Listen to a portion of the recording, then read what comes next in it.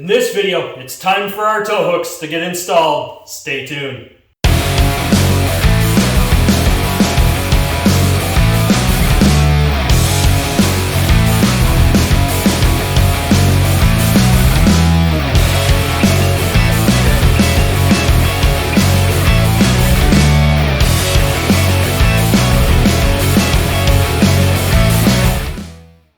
Welcome back and/or to the channel. Today's video, we're installing the tow hooks back on the Silver Swine.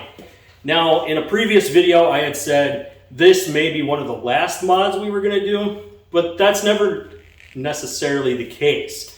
When you're doing a build, you never know the sequence in which things may fall into place for you. When I first did the tow hooks and removed them, I wasn't sure if I was going to paint them myself or have them professionally powder coated. I went for the powder coat option because it was a much more durable coating. Now that coating allowed me to then branch off into how can I change the style and look of the truck by changing what I do up front on the tow hooks. And that's when I decided I wanted to add the D-rings. The D-rings will hang down, giving it a much more meatier, beefier appearance, and especially after we install the skid plates back on the front of the truck. Now we have to hold off on the skid plates because all the motor work we're going to do, we don't want any fluids dripping down onto the skid plate.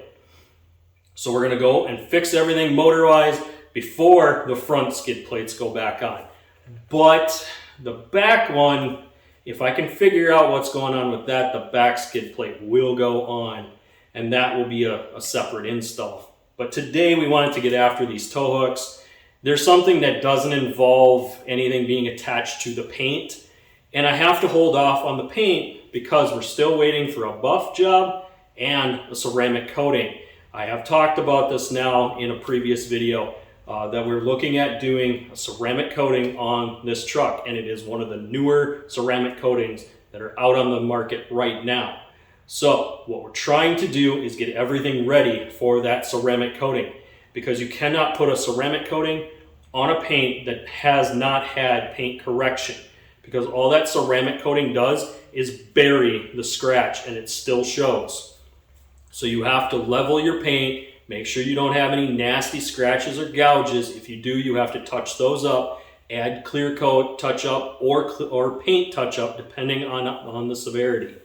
Now we're going for a different look on this truck, and I touched on it a little bit in the video that I talked about where we were doing projects lists. If I get a chance, I'm going to go ahead and slide that in the tag up above for my YouTube. And for Rumble, please check out, for my Rumble fans, please check out project lists. These videos that I'm putting out here are kind of in a series setup, and the reason for the project list is so that you know the direction in which you're going. Now, I already had my direction prior to making the list, but I wanted you guys to know the direction so that you guys can follow along as we do this build. And not everything is done on the order that I did in that video. Some things will be done a little bit differently based on when the projects fall into place. But having them on the list allows you to go through and cross them off or add an X if you've already done them. Now, there was some X's on that paperwork already. And one more X we're going to add to that paperwork is going to be our tow hooks. So let me change what I'm doing here. I'm going to get underneath and we're going to get these tow hooks installed. Now what we have to do is install the factory hanger brackets, which are called tie downs. Then we're adding our D-rings onto those. You'll see what I mean once we get underneath there. So before we begin today's video, make sure you like, share, and subscribe to this content. Also, ring that notification bell for future videos. For my fans on Rumble, make sure you hit that Rumble button, hit the follow or subscribe button, and all social media links are listed in the description down below. Pick the one of your choosing. Now let's get back into today's video. Okay, before we begin the install, it's going to be a 19 millimeter. We're going to use our impact for this because I used the impact to take them off and I had to fight to get them off with this. So I will feel safer with putting them on with this versus just switching over to a large torque wrench or pry bar. Next,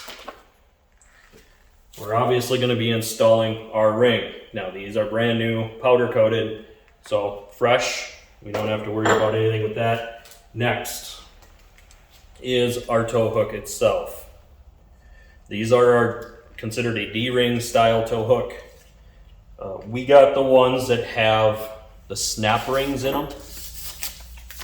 These are meant to hold the pin in place so that this pin cannot slide out. Now we want to make sure that we have them placed in there the way we want aesthetically, meaning that if we want the pin on the inside, then this one would be our passenger side. The one that's still in the box is our driver's side. So as they come packaged like this with nothing on them, okay? One thing that comes on these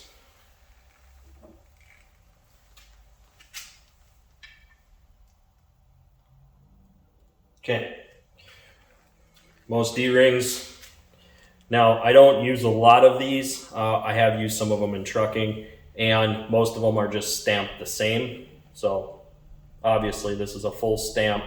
They just stamp them all the same. If you want to change the aesthetics of them, what you do is you flip them around like this. So then you have one this way, one this way, which is what we're going to wind up doing. But you do have this rubber sleeve that comes on it. Now, what this is to do is to keep you from burning or scratching the powder coating when you hook a chain or rope to this, because it will burn it. One thing you need to do is slip the rubber into the seal, and then I just rotate it around until it's in place. Now, this one is kind of a little deformed. They did kind of a bad job with that. So again, they did kind of a bad job with that, kind of melted it. So we're going to try to move it to where it's more aesthetically pleasing.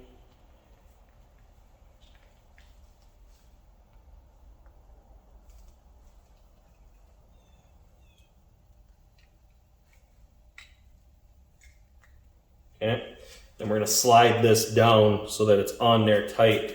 Now, one thing that most people don't do, and this is a little trick so that you don't lose these little pieces of rubber, is we can put some zip ties on these.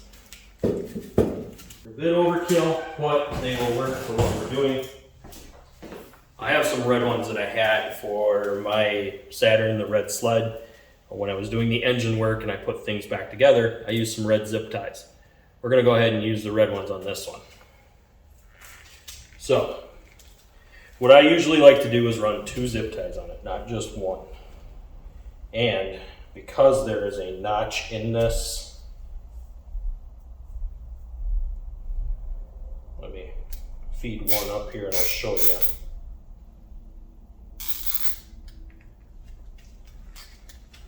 Okay, so there is a notch right here in the rubber. So I'm going to try to plant the zip tie in that notch.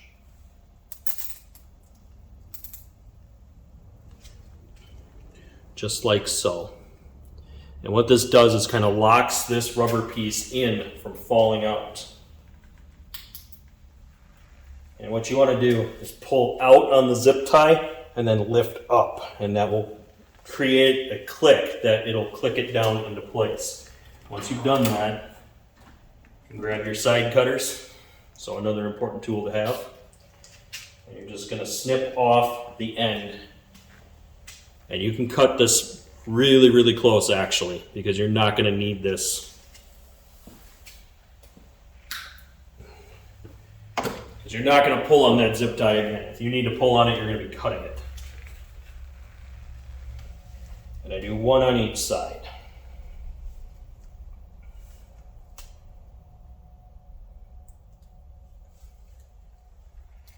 I'm also trying to hide the latch part of this zip tie on the back side. So this will not be seen when it's hanging down into place.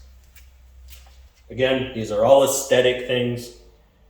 When you're doing a project build, these are the little details that you pay attention to, especially if you're going to any kind of shows or your vehicle is going to be seen by any people. You want to take the time to get the details right. Okay. So.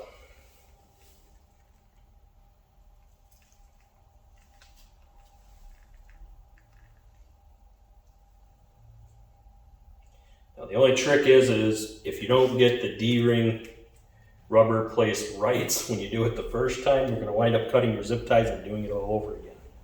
So make sure you get that rubber placed right. Okay.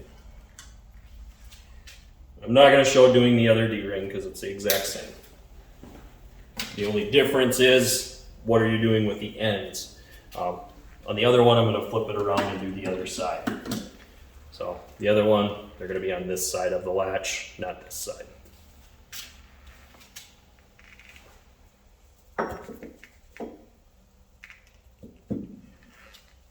So what we need to do is pay attention to these. Which way are we going to mount these? Are we going to mount these towards the outside of the frame? Or are we going to flip them around and mount them towards the inside of the frame? The other question is where do we want our hook? Do we want our hook to the back of the truck? Or do we want our hook towards the front of the truck? I want it towards the front. I want to give whoever needs to hook to this the farthest advantage out. Now, sometimes people will flip them like this to give them more clearance away from the bumper. That's your other option, but because mine are probably more than likely aesthetic at this point, not very functional. They will function if I need them to, but they're not a super design feature of what we're doing here. So I'm going to go forward with them. So this would be my passenger side.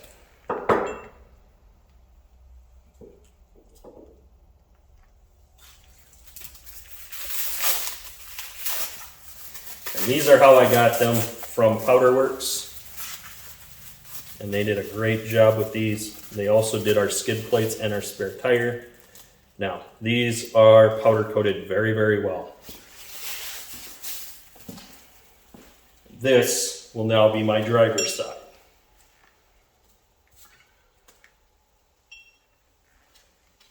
So, this is kind of the layout of how that's going to look. Now, most people would say, okay, this is just going to slide around and scratch this all up. Haha, gotcha. That's what these are for. These are washers that you buy with the kit. These come with these. So I have an extra set of these rubber pieces. They're actually right here. So these are my extras. But these washers are going to slide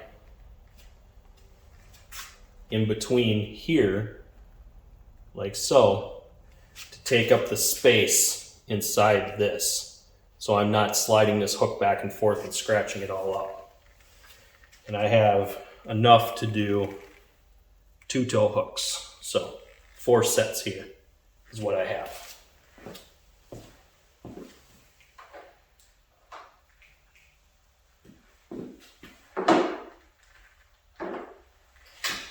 Okay, what I'm doing is just kind of setting everything up for me putting these in. And like I said, the right side is going to be the same as the left, so I'm not going to necessarily show everything that I just already showed you. But now that we have all our tools, let me get you set up on a different setup.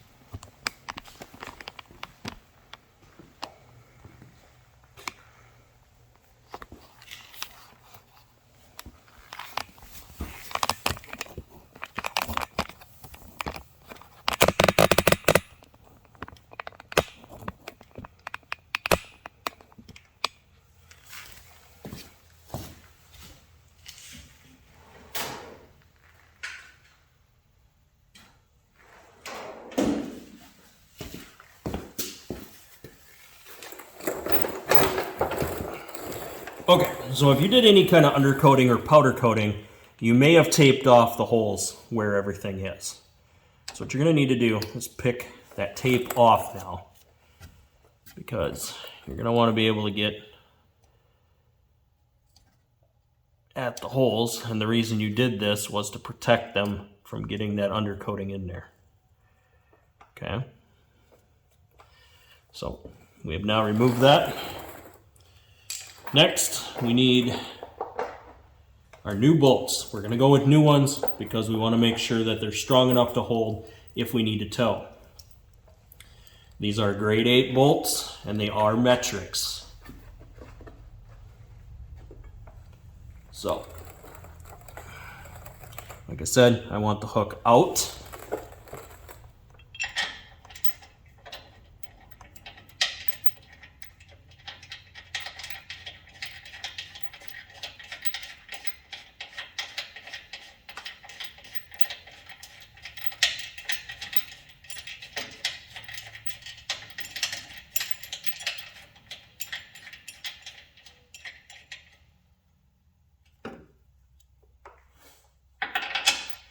Okay, now one thing to pay attention to is if you are going to do a radiator, your radiator is really close, and you may or may not have to take these back off when you go to do this radiator. I'm going to try to do it with these on, because realistically, if you're going to change your radiator, you're not going to want to have to change these or remove these. So I'm trying to do it how most people would. They wouldn't be taking apart a bunch of stuff that they wouldn't need to.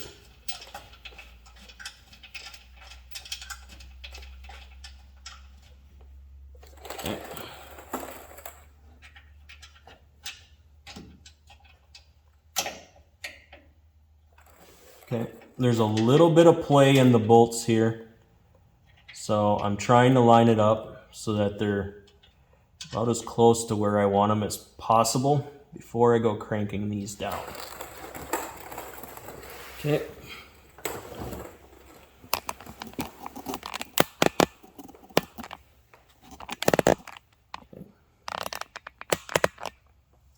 Changed positions a little bit here because I wanted you guys to see.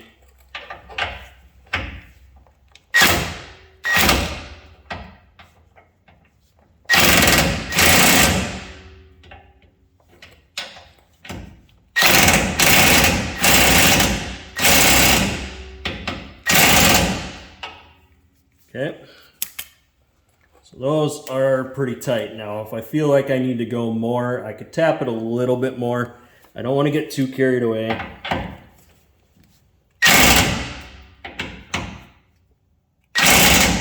Okay, I don't want to go any more and strip those out. So those are very, very tight. I mean, you can wiggle the whole truck with it. That's what you want. So, slide your pin out.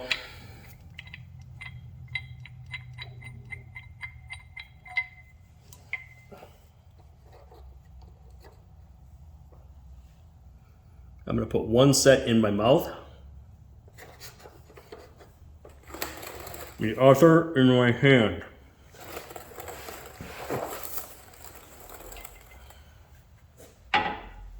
Okay.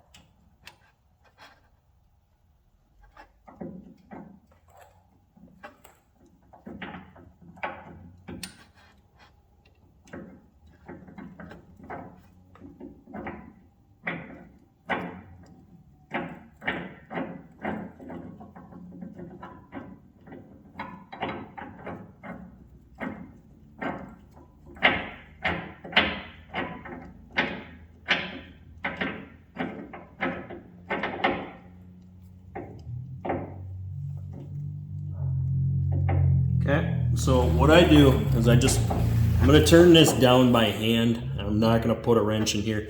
Now, you could have put a flat screwdriver in there and twist it to really get the torque on it, but since you have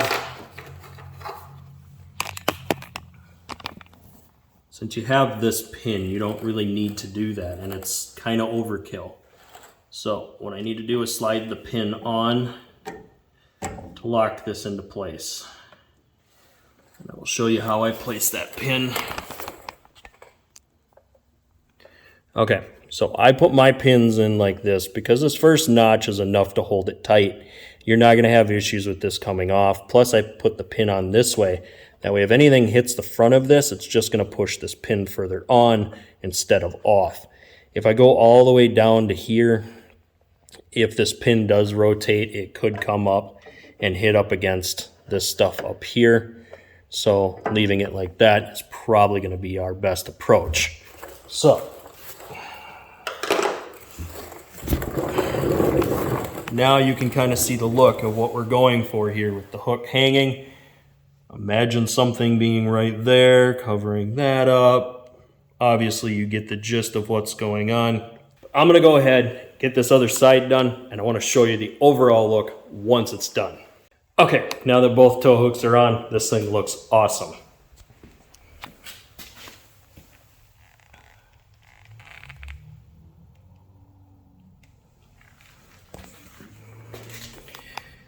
So it's those little details that really make a difference when you're putting together a project. Just having the foresight, thinking about what you're going to do, how you want to go about it, and the overall look is very crucial. Now, what I did not talk about is what I was going to do with all my extra parts.